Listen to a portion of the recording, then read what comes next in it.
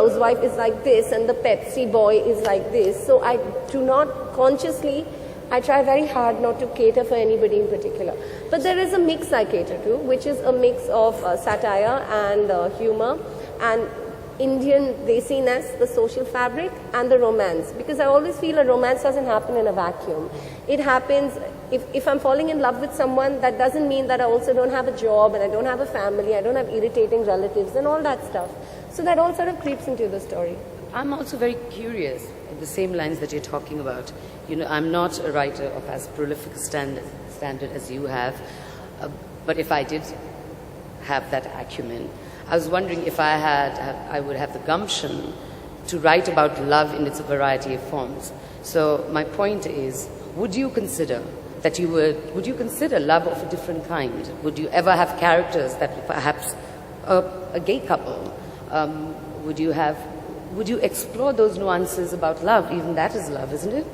See, eventually it's about two people. You know, I find, I'm sorry if this sounds, this is my opinion, but I feel that I don't think you should do anything because of the sheer gimmickiness of it, or because just to sensationalize something, or to say, oh look, I can also write gay romance, because that just seems, it needs to come organically from the story, you know. And I don't think that these are things that you should pick up unless you genuinely know how to write about it. I try to stay very close to write what you know. So as of now, I don't really know that stuff too well. So I wouldn't write that. Because, you know, when I was doing my research about you, and, you know, there's so much commentary, and it's great to see that, you know, we've got young Indian writers hitting the literature landscape, and that's the reason we are all here today. I just feel that somewhere, you know, there's a lot of commentary about, oh, you know, it's a Mills and Boon's love affair. That the protagonist, the male protagonist, is a brooding man with great integrity, but almost untouchable in the way you can approach him. And the woman is feisty, urban, feisty woman, but with a certain amount of self-loathing, perhaps, that she doesn't feel she's good enough to go out and reach for this dream of being with this man. So what do you say to people who come to you and then again, just like a chick lit, something that you don't like to say, if they sort of say it's a Mills and Boon story? Well, I never want to put a tag, you know, or the genre of that book beyond the genre of is it a fiction or a non-fiction. I leave it to people to decide. Even fiction and non-fiction in your book is suspect, huh? It comes time and again. So people say, I too was a true story, therefore it's not fiction. However, I happen to see that under the, you know, in one of the crossword store, it was written non-fiction and the book was there. Definitely the book belongs to that category, but it's a true story. But coming back to the point, I would never go and tag that it's a mass market or a chicklet or a Mills and Boon. Let people decide what they want to. You know, I call myself more of a storyteller than an author. I've got a story to narrate. I'm looking for, you know, readers or listeners who want to read my story because I have an agenda to share with people.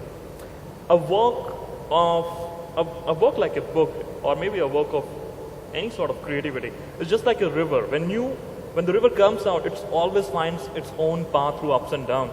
When I wrote my debut novel, or when Anuja wrote her, we never had a target audience in mind that we are writing for these many people. The book came out, it took its own time and found its own audience, and the audience found their own authors whom they would like to read and continue to do so. It never bothers me. I always dismiss the idea that one leg of writing, say a literary fiction, is more prestigious than something else. I believe it's the world of creativity. You have so many tributaries.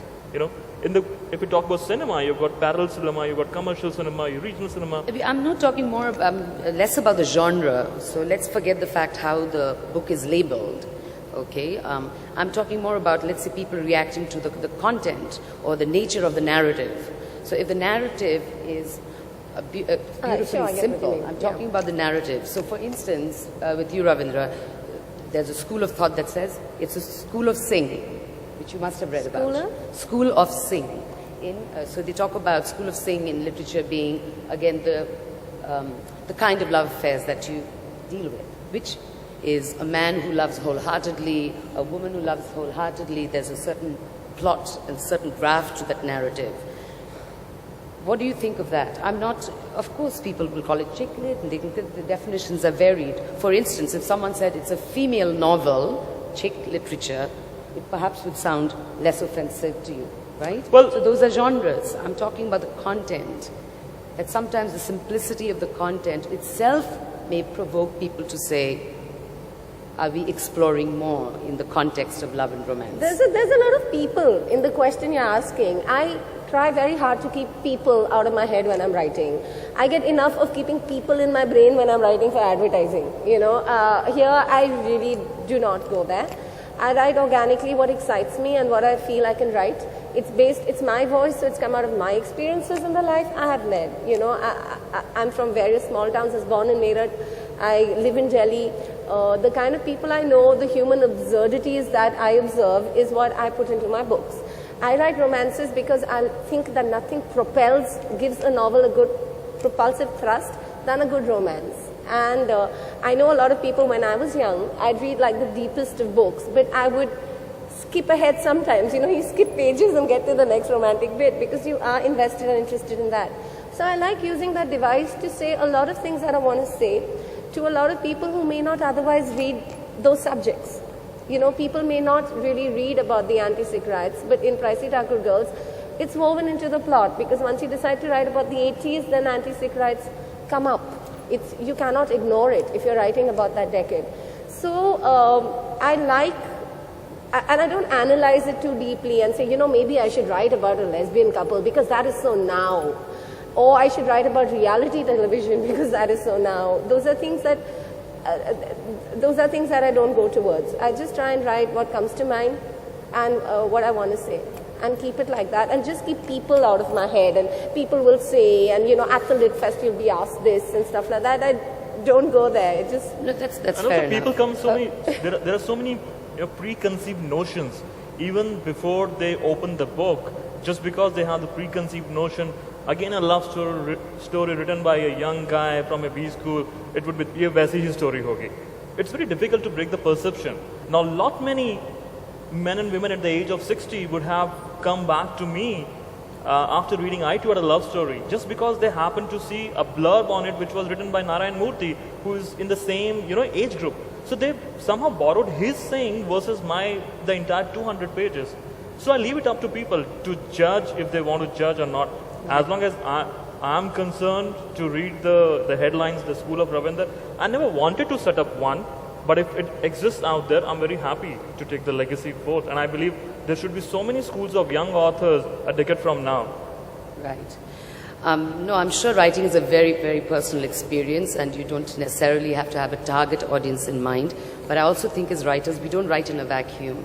The seed is germinated in some sort of earth that we occupy, as in fact Zoya did.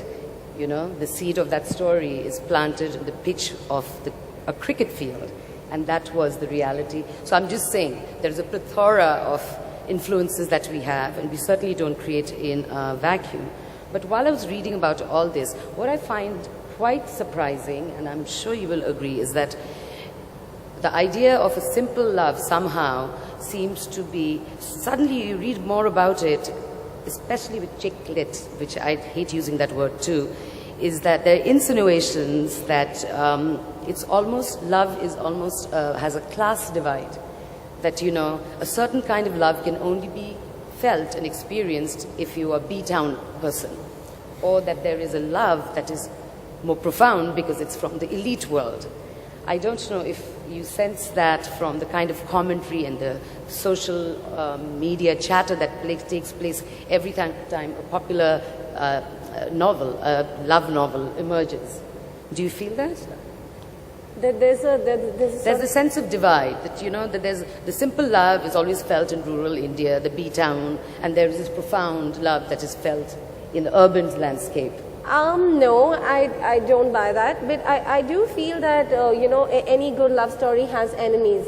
Even if you look at our movies or our literature right through the decades, you'd see that the enemy of a good love story is like the Britishers. Then it is the Samaj, then it is mummy, papa, then it is, as of now, it is my own personal angst. It's no longer, the enemy isn't out there. It's much more in your head, it's about commitments, it's about tying yourself down. And so the enemy has changed. And that I feel is something, and maybe if people are battling different kind of enemies, if they live in different geographical spaces. So I think there's a bit of that going on. Right. But I have a perception, the same that you talked about, and a lot of my perception is built upon what I read from my readers. Now, all those people who would have read my stories would write to me their stories. 90% of them would have sad ending, probably because mine had sad endings in the end. And somewhere I'm sensing this. I mean, I would not love to break into demography, but if I am made to do so, I'm seeing that the level of commitment is coming from more from a small town people, or even if the urban India, but then these are the same bunch of people who moved from villages to towns and towns to cities. So I definitely, I cannot deny, I cannot dismiss, but there is more research that I would probably do as I write my subsequent work. But yeah, I'm seeing a trend out there. Because also you're so active in social media. I mean, Yes. you've got some 8 lakh followers on Facebook. And I know that you spend several hours reaching out to them personally. I think we as an audience are very curious to know, what do they ask?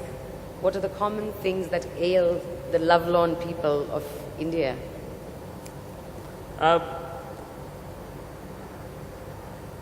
Is the question more on keeping the social networking in consideration? No, I said because you interacting with them. Yes. And I know you answer their questions. Yes.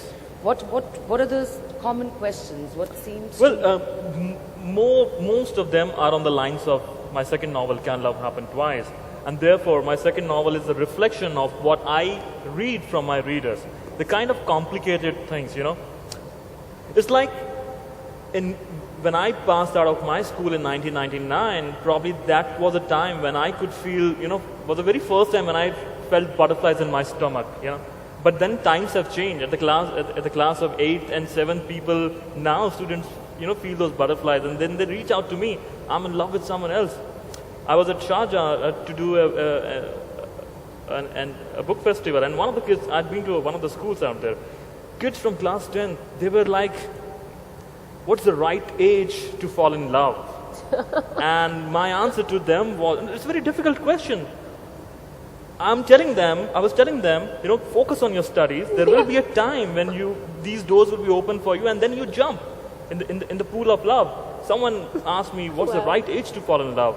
And my answer to that guy was that maybe the right age comes when you can buy the gift for your beloved and not ask your father to buy one for her. Yeah. And then one Einstein, I actually wrote this thing. Nice. And then one Einstein in the entire crowd asked me, are you mixing love with money now? It's again a difficult question. Yes. And I'm saying that I took a moment and then I thought that I'm not equating love with money, but I'm equating love with the sense of responsibility that you must fulfill on your own. So these are the whole lot of questions that's coming out from the youth of this country. There's another graph that I'm seeing is in the urban India, love has become a lot of fashion statement. You got a girlfriend? They would propose and immediately update a Facebook status, I'm in a relationship. They announce the world, broadcast it, she's mine, no one can touch her. So and because you are too young to even decide, and I really want people to step back from saying that love is blind, so anything is possible. No, you know, use your brain also at times. You may land up spotting someone's life, and so many lives out there. And what about you? What kind of feedback startles you from your readers? Well, I don't know. I have readers and all. You know, I recently had a letter from a 60-year-old pediatrician who is a gentleman and a chief justice of Tripura. so I mean, that's also a gentleman. Lots of girls from various boarding schools, lots of women my own age. So like pretty varied kind of feedback. A lot of it is to do with the hero and I get a lot of feedback on, you know, I really like this hero and I really like that hero and I'm going to wait for someone like that, or, you know, I too fell in love and it worked out like that. But I also get a lot of feedback on humor and satire. So it's a mixed kind of a thing. You know, your stories, I love the way you build your characters because they're very deeply entrenched in what they do, and again, as I said, the social fabric that they belong to. And you can see all the different nuances. In fact, if you read her books, there are so many parts of the female characters that you can identify with, because we've all grown up in urban cities. We've all struggled with same sort of dilemmas. Why do you like reaching into a very particularly Delhi fabric? Sorry? Why do you like to reach into a particularly Delhi scenario? Well, I'm writing what I know. I like Delhi, and there's more than enough going on in Delhi to get the, you know, but I don't know that's really true, because my second novel, the girl is from Bombay. She goes into a little village in a fictitious state, North Indian state, which I say is broadly modeled on UP, and they fight an election there. So I think again, it's what you enjoy writing. I really like writing that, and I think there's so much absurdity at the clash of the Indias. You know, you have people with very different moral values and mindsets, and when they bang together, you get lovely sparks of tragedy, of, you know, horrible things. It's the same place where you get honor killings. It's the same place where you get incredible humor and satire. So I think that I really love that whole notion of a different kind of Indians, a different kind of values, and the way that all sort of swirls together. I love working with those crayons. I feel also, you know, when you read both your novels, in fact, there's a great element of the Punjabiness